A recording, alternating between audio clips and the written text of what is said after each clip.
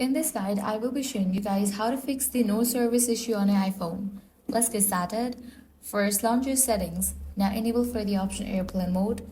Wait a few seconds and then turn it back off. This forces your phone to disconnect and reconnect to your carrier, which often resolves the problem.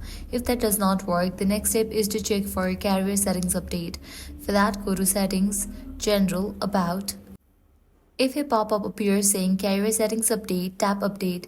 If no pop-up appears, you already have the latest version.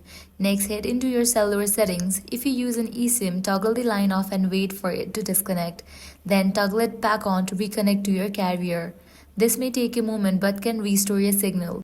Next, update your device software. For that, head back, click on the option Software Update. If any updates are available, just update it. Likewise, next thing you want to do is reset your network settings. For that, head back, scroll down, click on the option Transfer or Reset. Click on Reset Network Settings and go through the process.